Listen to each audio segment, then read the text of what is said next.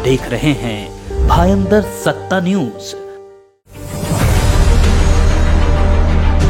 Shiv Sena UBT नेता और वर्ली के विधायक आदित्य ठाकरे ने सरकार से वर्ली हिट एंड रन केस में आरोपी के घर पर बुलडोजर एक्शन की मांग की है। उन्होंने नकवा परिवार से भेंट कर आरोपी के खिलाफ हत्या का केस दर्ज कर जांच करने की मांग की थी। इस दौरान आमदार असलम शेख, पूर्व नगर सेविका हेमांगी वर्लीकर और उप विभाग प्रमुख हरीश वर्लीकर भी साथ थे। वर्ली पुलिस सूत्रों ने बताया कि बुधवार को जुहू तारा रोड स्थित जिस वाइस ग्लोबल तापस पब एंड बार में मिहिर ने 4 दोस्तों के साथ पार्टी की थी, उस पब के मैनेजर से पुलिस ने 40 से अधिक सवाल किए। बार संचालकों द्वारा कथित तौर पर लापरवाही बरतने के आरोप में न सिर्फ बार का अवैध हिस्सा ध्वस्त किया गया, बल्कि जुहू के अलावा अन्य जगहों पर अवैध बारों और पबों पर एक्शन जारी है। पब का लाइसेंस रद्द कर दिया गया है और उसे सील भी कर दिया गया है।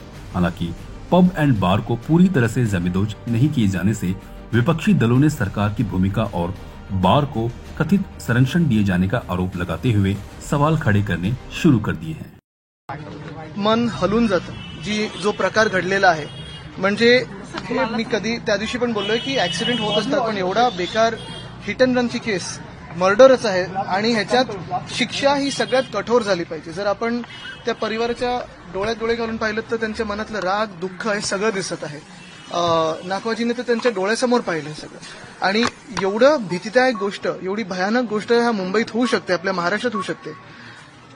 असा नरकातून राक्षस आला तरी असं करणार नाही, एवढी बेकार हे हिट अँड रन केस झालेली आहे। आणि मी काल पण मागणी केली आहे की बघा काय की आता अनेक लोक बोलू शकतात की नुकसान भरपाई वगैरे, पण त्यांना तसं 1 रुपयाचं काही नको, त्यांना नुसतं शिक्षा बघायची। कारण महत्वाची गोष्ट ही आहे, काल जरी तो शहा थांबला असता तरी एक जीव वाचला असता, जसं फरफटत नेलं त्यांनी।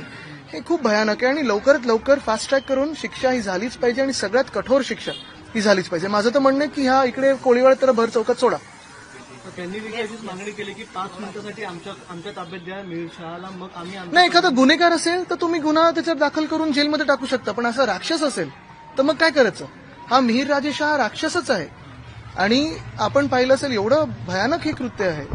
आम्ही तर आता पण मी आता हे दुसऱ्यांदा म्हणजे एफआयआर ते फाईल करतो तेव्हा पण ऐकलं आणि आता पण मनाला धक्का बसतो। म्हणजे जवळपास 48 तासानंतर त्याला 60 तास ह्याच्यात त्याचं जे अल्कोहोल आहे, म्हणजे मध्ये जर प्राशन केलं असेल तर ते निघालं असेल तर कदाचित पोलिसांना त्याविषयी एक्झॅक्टली हाच विषय आहे। आपण पाहिलं असेल सीसीटीव्ही फुटेज पूर्ण आहे, इंटेलिजन्स नेटवर्क पूर्ण आहे, मग 60 तास का लपायला दिलं? मी पोलिसांकडे बोट दाखवणार नाही कारण ते तर तपास करत होते, पण गृह जे खातं आहे, जे गृहमंत्री आहेत, त्यांनी याच्यावर अजून कुठे काही बोललेत का?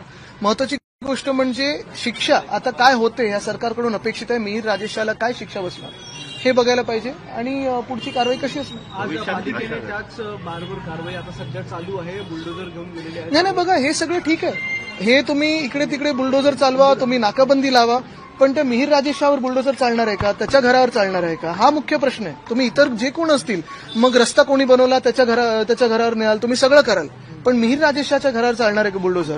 हे ऐकणं गरजेचं आहे, बघणं गरजेचं आहे।